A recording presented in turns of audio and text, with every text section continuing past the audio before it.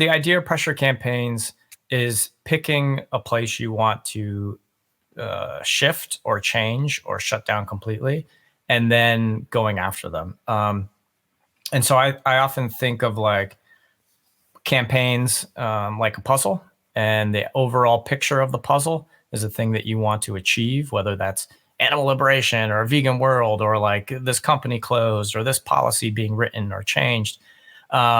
And then you have all your different puzzle pieces, which are all the tactics. And the strategy is how you put those puzzle pieces together to form that bigger picture.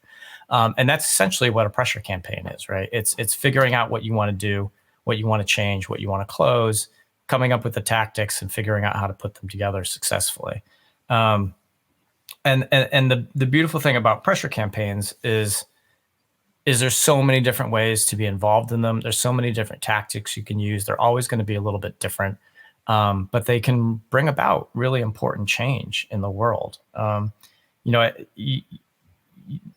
kind of fun thing I like about pressure campaigns is the idea of like secondary and tertiary targeting, which I talk a lot about as well.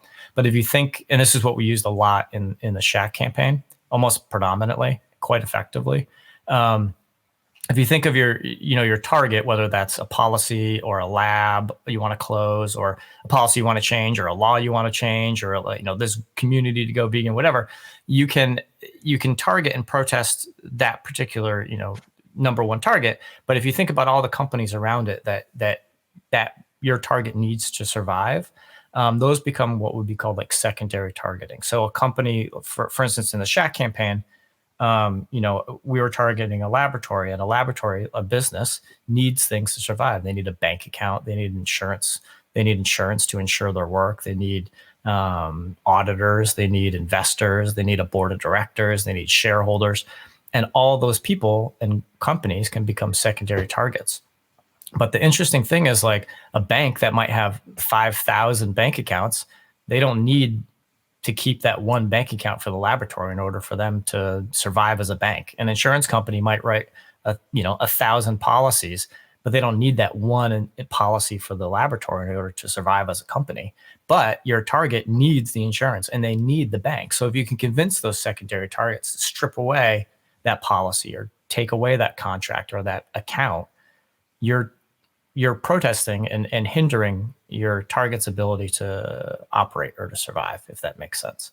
So with pressure campaigns, you have all these whole avenues of ways to protest and make change and affect things and essentially crush your target. And to me, that's like one of the really exciting things about campaign work. And again, we saw that in really big ways in the SHAC campaign.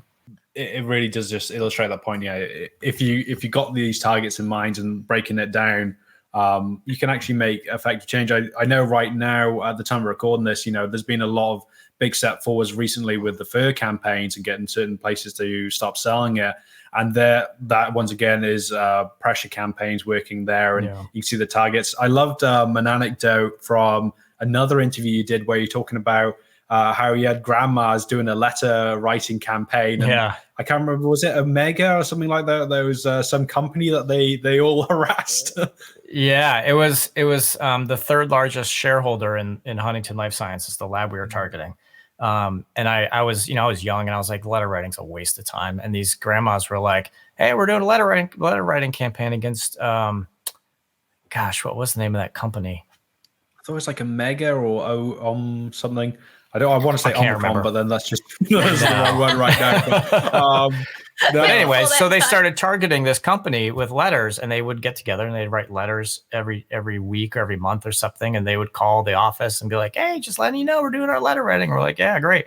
And they did it for like 6 months or 12 months or something. And finally we were like, oh, maybe we should just do a Oracle. That's what it was. Oracle.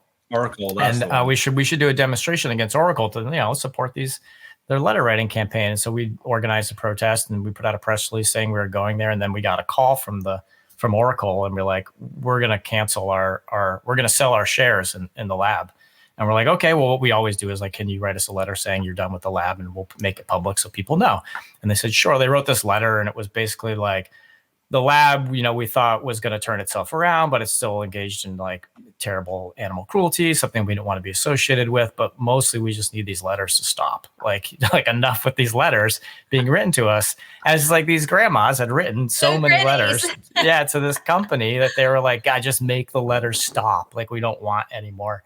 And that really like changed my mind about the idea of like, we need all the tactics. Because previously I was like, we need action. We need, heavy handed this and protests and get in people's faces, letter writing. What a waste of time. And then it's like, well, they moved this giant corporation that we couldn't do. And it really, it was a good lesson to be learned that it's really all the tactics coming together that makes it work.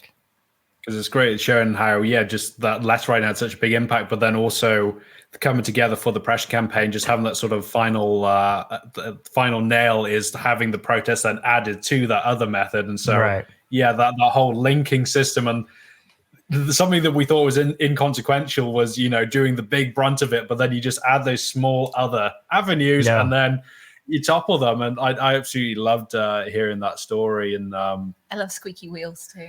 Yeah, squeaky wheels. But I can imagine them with the flood of letters there. So I think maybe we need to get more of our elderly community involved. I'm going to hit my mum up after this. Yeah, come on, mum. You live in a retirement village, so get everyone with the pens and paper together. But let's remember, even in places like England, they used to have like the grannies where they'd always keep bricks in their handbags at demos so they could smash things out. So you never know what our grandparents are going to be doing with their spare time. Oh, I hope I can be that radical when I'm that age myself.